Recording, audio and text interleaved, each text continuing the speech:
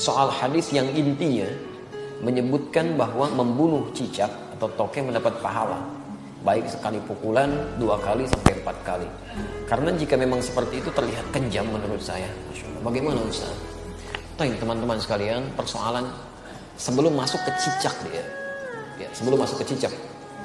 Ada di hadis Muslim nomor hadis 2238 riwayat Sa'ad bin Abi Waqqas, termasuk nanti di Al-Bukhari nomor hadis 3359 riwayatnya Ummu Syuraik. Sebelum masuk ke persoalan cicak, Anda mesti pahami dulu hikmah Allah ketika menciptakan sesuatu makhluk apapun itu terdiri setidaknya dari 3 hal. 3 hal. Yang pertama, ada ujian kemaslahatan. Di makhluk itu dicipta supaya kita mengambil maslahat kebaikannya aja dari situ. Seperti saat Allah menciptakan lebah misalnya. Buat ciptakan lebah, ya. Ketika diciptakan kan buat supaya kita ngambil madunya kan. Madunya ambil. Masya Allah, antum gak pernah persoalkan lebahnya. Diambil manfaatnya dari madunya, dari sengatannya untuk obat dan sebagainya. Di hewan ini, ketika diciptakan oleh Allah Subhanahu wa taala, memang penciptaannya adalah ujian maslahat untuk kita, supaya kita mendapatkan maslahat dari situ. Setiap antum ambil, niat karena Allah, ada pahala di situ. Dan lebah menunaikan tugasnya sesuai dengan izin Allah Subhanahu wa taala dan perintahnya. Kedua, ada sebagian yang diciptakan oleh Allah Subhanahu wa taala sebagai ujian yang menghadirkan madarat di situ, supaya kita mengetahui ada keburukan yang harus kita hindari. Ada keburukan yang harus kita hindari. Misal, nyamuk diciptakan oleh Allah Subhanahu wa taala. Ketika diciptakan oleh Allah, mohon maaf, untuk menunjukkan bahwa ada lingkungan yang kotor di situ, yang tidak bagus. Ada penyakit yang harus dihindari.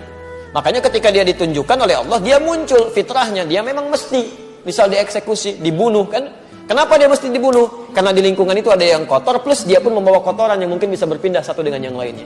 Di pelayanan kehidupannya, tasbihnya kepada Allah, memang khidmatnya untuk menunjukkan ada tanda yang kotor nih pada diri saya. Ada sesuatu yang buruk di lingkungan Anda. Jadi nyamuk tuh ketika datang, dia membawa sesuatu yang baik untuk kehidupan kita. Cuman dilihat dengan persepsi yang kotor.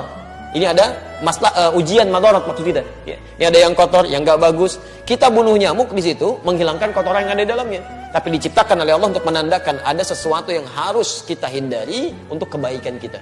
Makanya ketika Allah menciptakan nyamuk ataupun lalat, ya Masya Allah turun ayat di situ. Quran surah kedua Al-Baqarah ayat 26. Posisi paling kanan dari tengah sampai dengan ke bawah. Innallaha la yastahi ayyadriba mathalan ma ba'udatan fama fawqaha. Allah itu enggak pernah punya rasa malu. Kalaupun harus membuat perumpamaan dengan menciptakan nyamuk, karena di balik itu pasti ada kebaikan maslahat untuk kita. Jadi, kenapa antum enggak pernah tanyakan? Kenapa enggak tega membunuh nyamuk? Kenapa enggak mengatakan kejam membunuh nyamuk? Jadi persoalannya bukan bunuh atau tidak bunuh, itu ada ujian bagi kita yang menampilkan madarat di situ yang harus kita kemudian hilangkan. Kalau Allah enggak tampakkan, maka bahaya untuk kehidupan kita. Termasuk cicak. Cicak masuk pada ujian madarat di samping ujian keimanan. Ya, ada madarat. Bukankah ketika cicak datang menandakan bahwa banyak kotoran yang ada di situ? Ada bakteri E. coli yang dia bawa, ada kotoran-kotoran yang ada di sekitarnya. Yang dimakannya pun yang kotor juga. Apa makanan cicak? Nyamuk. Jadi ini menandakan bahwa ketika cicak hadir itu dia diciptakan oleh Allah, bukan diciptakan untuk dibunuh, diciptakan untuk menandakan ada madarat di sekitaran itu dengan kotoran-kotoran. Makanya diciptakan oleh Allah untuk menunjukkan ada yang kotor, ada yang gak bagus, termasuk dirinya sendiri. Maka Nabi menyampaikan riwayat Sa'ad bin Abi Waqqas, ya qala anna Nabiy sallallahu alaihi wasallam, bahwa Nabi sallallahu alaihi wasallam amara qatlal waza', memerintahkan untuk membunuh cicak dan ada pahala di situ. Bunuhnya cicak itu seperti kita membunuh nyamuk untuk menunjukkan ada kotoran-kotoran di situ yang hikmahnya harus kita jauhkan. Memang diciptakan dia untuk menunjukkan itu, dan harus dibunuh dia. Harus dibunuh. Ketika Anda bunuh itu bukan cuma ada pahala di situ, tapi menghilangkan keburukan-keburukan yang mungkin muncul. Termasuk di situ mengusir keadaan-keadaan jin, karena jin senang di tempat yang kotor. Makanya saya bisa katakan kalau ada cicak tuh beberapa tempat, itu jin biasanya ada juga di situ. Karena senang di tempat-tempat yang kotor. Ya, senang di tempat-tempat yang kotor. Jelas di sini? Wasamma bi fuwaisiqa, dan Nabi menyebutnya dengan hewan fasik kecil. Hewan fasik kecil.